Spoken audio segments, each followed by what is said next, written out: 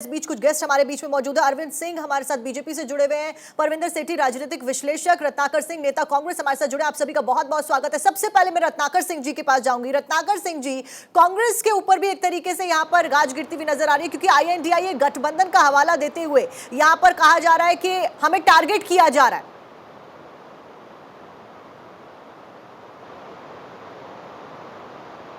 को हर तरफ हार नजर आ रही है और वो चाह रही है कि विपक्ष की आवाज को एन केन प्रकारण जो है वो बंद कर दिया जाए। इसका वो इस्तेमाल अपने जो केंद्रीय एजेंसियों के द्वारा कर रही है और तमाम विपक्ष के ऐसे नेता हैं जिनके ऊपर ईडी की जांच, CBI की जांच, तमाम जांचों के अंडर में ला करके उनको परेशान करने की कोशिश की जा रही है, आवाज को बंद करने की कोशिश की जा रही है। आपको याद होगा राहुल गांधी के ऊपर भी झूठे आरोप लगा करके और षड्यंत्र के तहत जो है किस तरह से उनकी सदस्यता को रद्द किया गया, क्योंकि वह सदन में प्रखर होकर मुखर होकर बीजेपी के खिलाफ अडानी की कारस्तानियों के बारे में जो है खुलासा कर रहे थे, उनको उनकी सदस्यता को रद्द कर दिया गया। लेकिन रत्नाकर सिंह जी, ईडी तो इंडिपेंडेंट बॉडी है ना, ईडी के ऊपर कैसे कोई अपना वो चला सकता है जो सेंटर के ऊपर यहाँ पर निशाना साधा जा रहा है?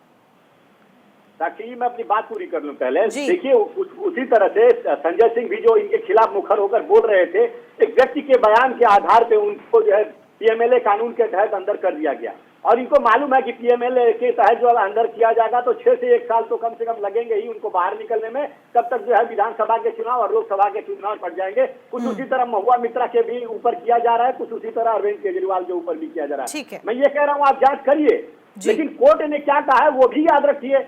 आप मनीष सिसोदिया को 6 महीने से ज्यादा हो गए जेल में रखे हैं और कोर्ट पूछ रहा है कि अभी तक आप साक्ष्य नहीं पेश कर पाए।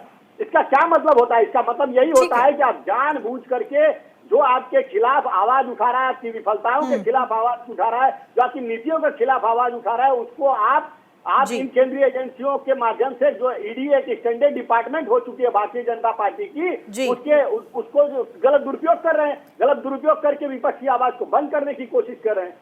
ठीक है रत्नाकर जी, इसका क्विक रिप्लाई मैं अरविंद सिंह जी से लूंगी, जो कि बीजेपी नेता हैं। अरविंद सिंह जी, फिलहाल मोर्चा खोल दिया गया है, कब तक ये प्रोटेस्ट जारी रहने वाली है और इस्तीफे के सिवाय क्या कुछ मांग बीजेपी की?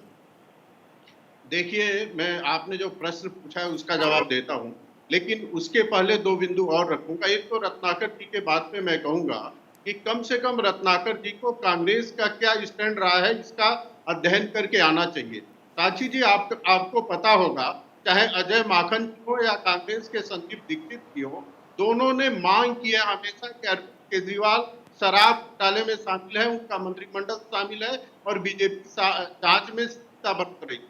और आप जब एजेंसियां कार्रवाई कर रही है तो कांग्रेस कर रही है कि कार्रवाई क्यों नहीं कर रहे हैं? हेमंत बिश्व शर्मा के खिलाफ आप कार्रवाई क्यों नहीं कर रहे? नारायण राणे के खिलाफ आप कार्रवाई क्यों नहीं कर रहे? 250 घोटालों के खिलाफ कोई तरीका नहीं, ये कोई तरीका नहीं है। इसलिए आपको दोहरे पर पहले आप तय करिए कि अरविंद केजरीवाल पे लगे आरोप है या नहीं सही है। कोई दो नाव पे सवारी नहीं हो। दूसरी बात साक्षी जी, मैं आपने सुना होगा कि भारत में अपने पूरे कुनबे को मरवाने के बाद जो है लास्ट में तलाक में था। केजरीवाल का नरगल आरोप लगाना मैं वैसे ही है कि अपनी टीम को पूरे आम आदमी पार्टी शराब घोटाला में फंसने के बाद जुल्म आरोप लगा को बचाने की कोशिश कर रहे हैं और बचने वाले नहीं है। ठीक है अरविंद जी, आपका पक्ष हमने सुना। इस बीच परविंदर सेठी जी, राजनीतिक विश्लेषक, क्योंकि हमारे बीच में लगातार हमारे साथ बने हुए हैं। परविंदर जी, आपका मैं रुख करूंगी। आपसे सीधा सवाल ये होगा कि अगर राजनीतिक तौर पर देखा जाए तो आम आदमी पार्टी के कई सारे नेताओं के ऊपर गाज पहले से गिर चुकी है, अब अरविंद केजरीवाल भी इसके घेरे में घिरते हुए नजर आ रहे हैं। कितना नुकसान राजनीतिक लिहाज से आम आदमी पार्टी को होता हुआ नजर आ रहा है?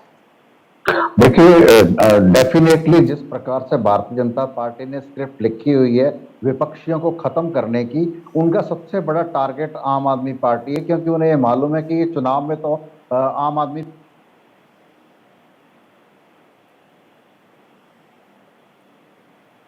में मैंडेट दिया है। अब इनका ये टारगेट हो गया कि विपक्षी पार्टी को टारगेट करने का, जिसके तहत ये चाहते हैं कि जिस प्रकार आम आदमी के सत्येंद्र जैन हो, मनीष सिसोदिया हो, चाहे संजय सिंह हो, किसी के ऊपर भी कोई आरोप अभी तक सिद्ध नहीं हुआ है। अगर आपने जांच करनी है तो आप उनको अरेस्ट करना जरूरी नहीं है, लेकिन एक ईडी डिपार्टमेंट ऐसा है जिसके पास पूरी पावर्स है कि आपको कि बीच में arrest रोक कर रही सकते हूँ, हैं। लेकिन क्या आपको ये नहीं पता कि जब पीएमएलए और मनी लॉन्ड्रिंग के आरोप लगते हैं तो एक्शन किस तरीके से होता है? आपको तो इसके बारे में बहुत अच्छे से जानकारी होगी। तो फिर आप ये कैसे कह सकते हैं कि गिरफ्तारी नहीं होती लेकिन अपनी जांच जारी रखते? नहीं, मैं ये कह रहा हूं कि ईडी के पास स्पेशल पावर्स हैं अरेस्ट करने की, इसलिए ईडी को और सीबीआई को इन्होंने as a tool, as a Bharatiya Janata party ने नहीं, अपने इसके सबूत कार्यकर्ता है के कि रूप में परविंदर रखा। सेठी जी आपके पास या फिर रत्नाकर जी के पास? नहीं, आप देखिए प्रूफ, मैं कोई एजेंसी थोड़ी हूं, मैं दिल्ली पुलिस। तो यानी कि आप भी आरोप लगा रहे हैं ना? यानी कि आप भी आरोप लगा रहे हैं, जैसे आरोप मनीष सिसोदिया पर लगे थे और उसके बाद जांच आगे बढ़ी, जैसे आरोप संजय सिंह पर लगे थे उनकी गिरफ्तारी हुई, जैसे आरोप अरविंद केजरीवाल पर लग रहे हैं, आज उनको पूछताछ के लिए बुलाया गया। अरविंद केजरीवाल को आज समस्या क्या थी सर? परविंदर सेठी, अरविंद केजरीवाल को आज क्या समस्या थी? अगर वो सीबीआई के सामने पेश होकर सवालों के जवाब दे सकते हैं तो ईडी के सामने आज उन्होंने गैर कानूनी नोटिस को कैसे बता दिया? गैर कानूनी इसलिए कि ये ईडी और सीबीआई भारतीय जनता पार्टी की सत्ता पक्ष की हाथों की कठपुतली बन गई है, उनके कार्यकर्ता के रूप में कार्य कर रही है।